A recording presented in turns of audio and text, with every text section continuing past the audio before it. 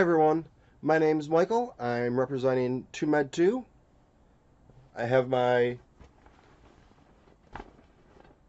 trusty Death Star beach ball here today. And I have my co-star down here. She's resting though. This is what we're talking about. This is the big news. Anthony Breznica wrote the cover story, and he wrote a ton of articles, like 12 or 15. I'm covering a few of those. Imagine that you grow up playing with Star Wars toys, and every Christmas, your Uncle George sends you a box, brand new Star Wars toys. And then one day, your father says to you, "Do you want to come make a Star Wars movie with me?" I mean, I think he was probably ecstatic. I know I would have been. That's what happened for Jon Kasdan. He had some writing and directing credentials under his belt, and his father, Lawrence Kasdan, who helped write or wrote The Empire Strikes Back, Return of the Jedi, The Force Awakens, was asked to make a solo story.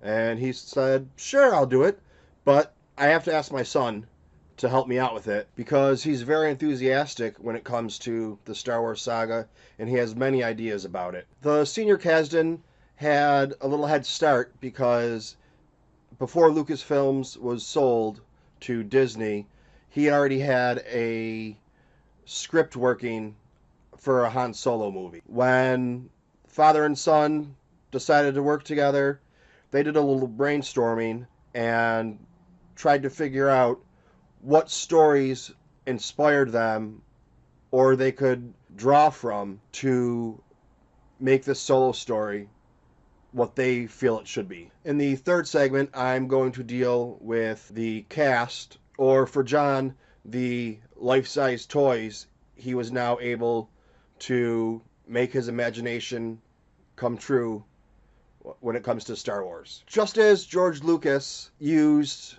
or drew inspiration from Flash Gordon, one of the stories that the father and son combo used was the 1950 Disney film Treasure Island. The main plot or character that came from that is Tobias Beckett. He could be compared to Long John Silver, trying to make that big score one last time. I guess we'll see what happens. The next story that they drew inspiration from was 1995's movie. They focused on the relationship between Robert De Niro and Val Kilmer. They wanted to show Han Solo as a street smart kid, but who was still innocent and had to learn in the underworld. And when you're dealing with criminals, it's every man for himself. You can't trust anyone. 1992's Western Unforgiven is the third movie or story that we've learned they used as inspiration.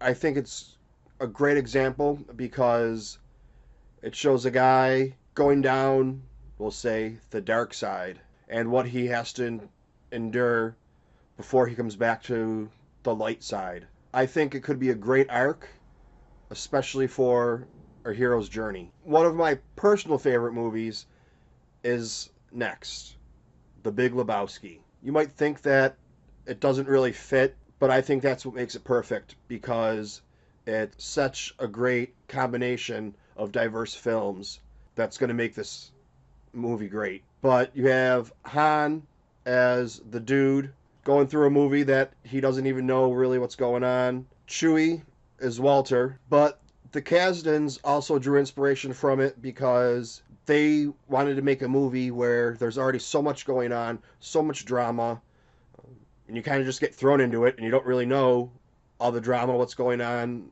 everything that's happening. Sometimes in the criminal world, things can get a little weird. Perfect example, you have the Hutts. Jabba, he's a little bit, has his fetishes, we'll say. And I just started watching the Clone Wars. I think it was episode 1.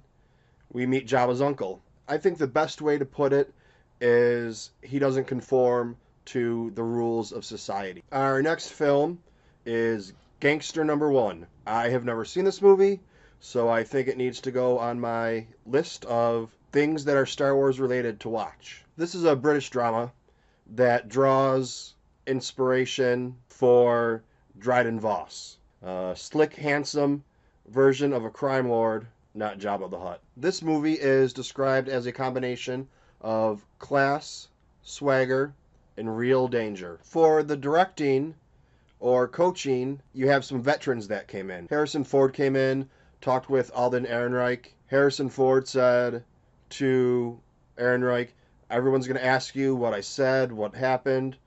Tell them I told you everything that you need to know, and you can't tell anyone. Harrison Ford was on the set a lot more than we were led to believe or was reported. The two Han Solos kept pretty tight-lipped about what was going on in the direction that may have been given to Ron Howard on the 40 years of Harrison Ford's mentally being Han Solo. The person that did let some details out, I wouldn't say slipped because they were intentional, is Kathleen Kennedy. She let everyone know that Harrison Ford was actually a good mentor. He acted the same way George Lucas did when Harrison first read the script. And we had the big gun showing up.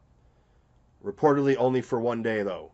George Lucas was there on Ron Howard's first day, coming in after the switch in leadership, director, producer. George was just supposed to be stopping by to say hi, but I think it was like when you go to your old job, you see someone and you're just going to say hi, and the next thing you know, it's a couple hours later, or whatever time frame it happens to be, but much longer than you anticipated being there. That's what happened to George Lucas, and he saw his baby, and he spent 5 hours first quietly and then saying, hey Ron, why don't you do this? Maybe I think this would happen. As for the people that are already hating on the movie, you have some influence from Harrison Ford, some influence from George Lucas.